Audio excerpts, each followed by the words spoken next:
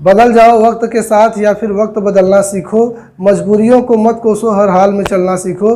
नमस्कार, मैं आशीष पांडे स्वागत करता हूं आपके अपने YouTube channel target UPSI with Ashish Pandey में। दोस्तों, आज हम सिंथेसिस क्लास 12 से रिलेटेड कुछ महत्वपूर्ण टॉपिक के विषय में बातें करने चल रहे हैं। अगर आप वीडियो को अंत तक देखते हो तो आपको सिंथेसिस क्या है और इसके अकॉर्डिंग कितने सेंटेंसेज आते हैं और प्रत्येक सेंटेंस की पहचान तथा उन्हें सही तरीके से सॉल्व करना तथा उनको पहचानना आपको अच्छी तरह से आ जाएगा। चलिए शुरू करते हैं।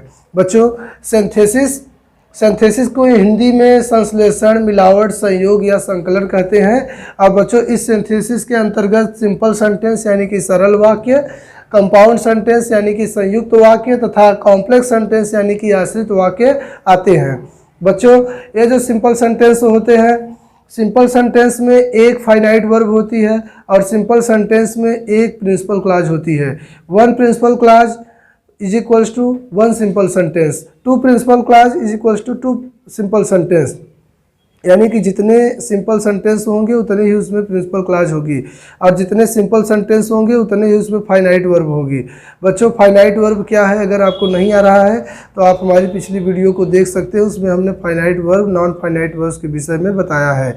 दोस्तों, अब देखिए आगे यहाँ पर जैसे सिंपल सेंटेंस है, कंपाउंड सेंटेंस है, कॉम्प्लेक्स सेंटेंस है, इन सभी सेंटेंसेज में क्लॉज कैसी आती है, किस प्रकार से आती है, इसके बारे में हम लोग सीखने वाले हैं। बच्चों, अगर बात की जाए क्लॉज की, क्लॉज एक सेंटेंस नहीं है बल्कि सेंटेंस का एक पार्ट होता है। क्लॉज को हिंदी में बच्चों उपवाक्य कहते हैं। उपवाक्य कहो या फिर भाग कहो, अंश कहो, टुकड़ा कहो, हिस्सा कहो, एक ही बात है। बच्चों, ये जो क्लॉज होता है इसकी मात्र आप एक डेफिनेशन याद रखिए, clause is not a sentence but it is the part of a sentence. Clause कोई सेंटेंस नहीं होता बल्कि यह एक सेंटेंस का हिस्सा होता है। बच्चों, क्लॉज एक सेंटेंस नहीं है बल्कि यह सेंटेंस का हिस्सा होता है। बच्चों, क्लॉज के अकॉर्डिंग क्लॉज तीन प्रकार की आती है। क्लॉज मुख्य रूप से तीन प्रकार की होती है। बच्चों, पहला जो प्रकार है इसका प्रिंसिपल क्लॉज होता है, यानी इसे हम शॉर्ट में पीसी लिख सकते हैं, प्रिंसिपल क्लॉज। और इसी तरह से इसका जो दूसरा प्रकार है बच्चों, दूसरा प्रकार है कोऑर्डिनेट क्लॉज, और इसी तरह से जो इसका तीसरा प्रकार है वह है सबऑर्डिनेट क्लॉज। बच्चों, कोऑर्डिनेट क्लॉज का मतलब होता है समान पदीय उपवाक्य और सबऑर्डिनेट क्लॉज का हिंदी मतलब होता है आश्रित उपवाक्य। बच्चों, प्रिंसिपल क्लॉज जो होती है, a principal clause never started with any conjunction. Principal clause कभी किसी कंजक्शन से शुरू नहीं होती है। यह किसी भी वाक्य में अपना पूरा अर्थ देती है तथा यह किसी भी अन्य क्लॉज पर निर्भर नहीं रहती है। और इसी तरह से अगर बात की जाए बच्चों कोऑर्डिनेट क्लॉज की, अ coordinate clause always started with coordinating conjunction.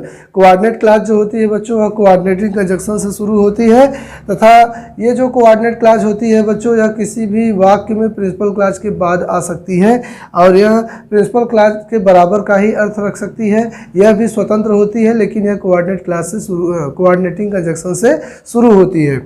Subordinate clause बच्चों, subordinate clause always started with subordinating conjunction and it is depended on either coordinate clause और प्रिंसिपल क्लॉज। बच्चों, सबऑर्डिनेट क्लॉज जो होती है या तो प्रिंसिपल क्लॉज या कोऑर्डिनेट क्लॉज पर डिपेंड होती है, यानी कि यह अपना अर्थ पूरा करने के लिए अन्य क्लॉजेस पर निर्भर होती है। अब बच्चों, जो सबऑर्डिनेट क्लॉज होती है याद रखना यह सबऑर्डिनेटिंग कंजक्शन से शुरू होती है। तो कई बच्चे हमेशा ये कहते रहते हैं कि सर हमें इसमें कन्फ्यूजन रहता है कि हम कैसे पहचानेंगे कि यह सबऑर्डिनेटिंग कंजक्शन है और यह कोऑर्डिनेटिंग कंजक्शन है।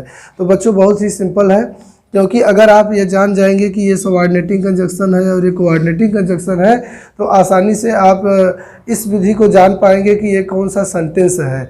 तो बच्चों, कंजक्शन कहीं ना कहीं हमें सेंटेंस पहचानने में भी मदद कराएंगे। तो देखिए ध्यान से, कोऑर्डिनेटिंग कंजक्शन जो होते हैं बच्चों उसको याद करने के लिए आप ये ट्रिक याद रखिए, फाइन वॉयज।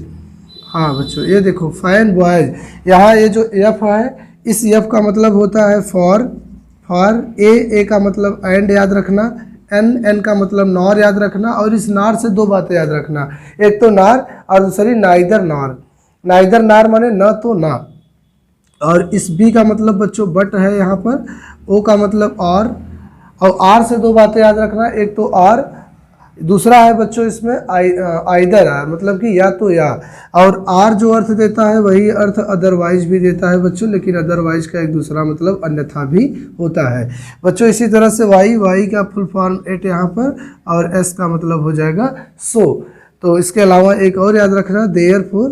तो बच्चों यहाँ पर हम आपको ये बता देना चाहते हैं कि लगभग 99% वाक्य आपको ऐसे मिल जाएंगे जिसमें ज़्यादातर ये फाइन वॉइस से रिलेटेड ही कंजक्शन कंपाउंड के लिए आते हैं।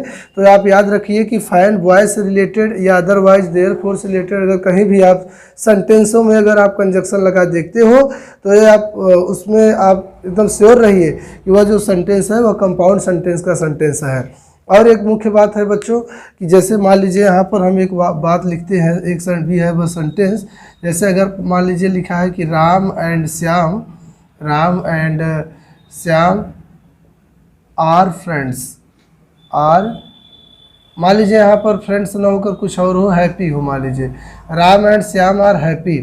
तो बच्चों यहाँ पर आप जो देख रहे हो कि Ram and Shyam are happy, तो यहाँ पर आप देख रहे हो कि इसमें एक कंजक्शन एंड आया है, और एंड को देखते ही आप फाइन वॉइस से पता लगा लोगे कि ये जो एंड कंजक्शन है वह कोऑर्डिनेटिंग कंजक्शन है।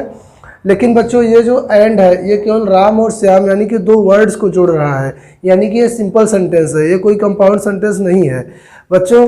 जब किसी कंजक्शन का उपयोग अगर मान लीजिए वर्ड्स को जोड़ने के लिए आता है तब वे उस समय कोई कंपाउंड सेंटेंस नहीं होते, वो सिंपल के अंतर्गत आते हैं। लेकिन यही कंजक्शन जब वर्ड को न जोड़कर दो सेंटेंस को जोड़ने लगते हैं, when conjunction joined two sentences then it will be either complex sentence or compound sentence।